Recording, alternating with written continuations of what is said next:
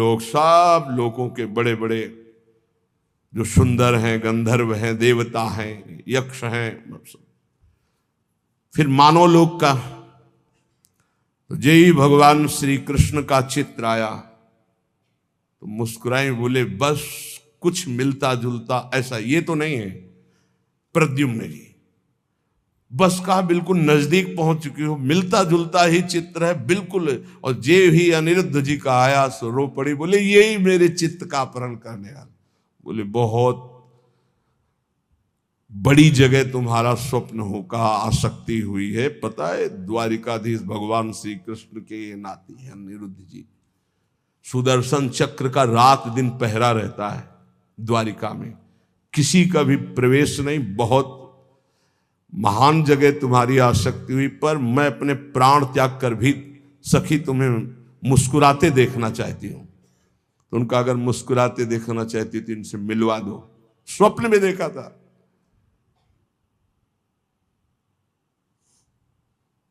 भगवान सुदर्शन चक्र से प्रार्थना की, वो योगिनी थी, कि बिना भगवान श्री कृष्ण की इच्छा के अनिरुद्ध जी का उषा जी के स्वप्न में जाना असंभव है। वो संभव हुआ तो श्री कृष्ण इच्छा से। तो हे सुदर्शन जी, आप भगवान श्री कृष्ण के पार्षद हैं, यदि श्री कृष्ण की इच्छा से ऐसा हुआ है तो मुझे उनकी इच्छा का संपादन करने के लिए आप निर्विघ्न मार्ग दीजिए। चली गई।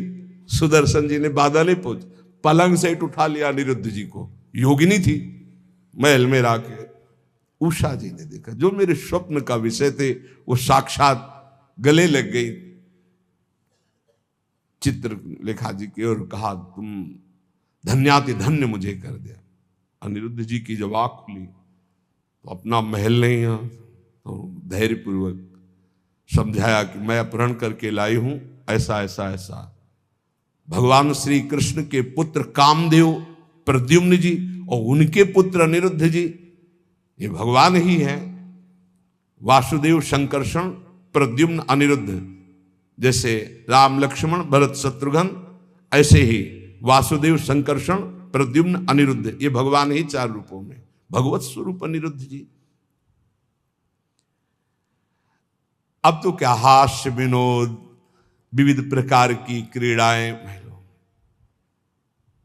जो वयोवृद्ध संरक्षक थे, एक बार निकलते हुए उषा जी को देखा, बाणासुर को सूचना पहुंचाई कि आपकी बेटी के हाव भाव और प्रसन्नता को देखकर लगता है किसी पुरुष का संयोग हो चुका है, तो उनका सबकी गर्दनें उतार दी जाएंगी, बाहर से कौन पुरुष जा सकता है।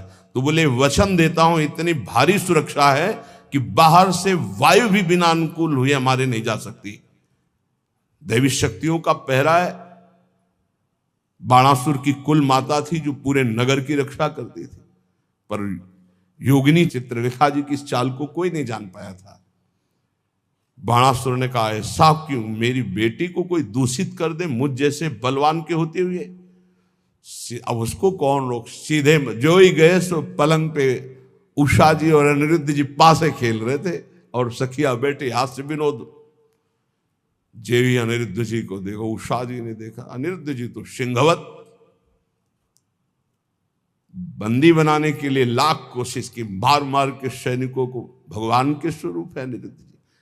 आखिरकार महाबली बाणासुर अपनी शक्तियों का प्रयोग करके अनिरुद्ध जी को बंदी, देवर्षि नारद जी पहुंच गए द्वारिका। प्रभु खोज कर रहे थे अनिरुद्ध जी की, उषा जी के महल में बाणासुर ने बंदी बना लिया है। बलराम जी ने सुना, ये जानते हुए कि हमारा वंशज और उसको बंदी बना लिया, शोणितपुर को नष्ट कर दूंगा।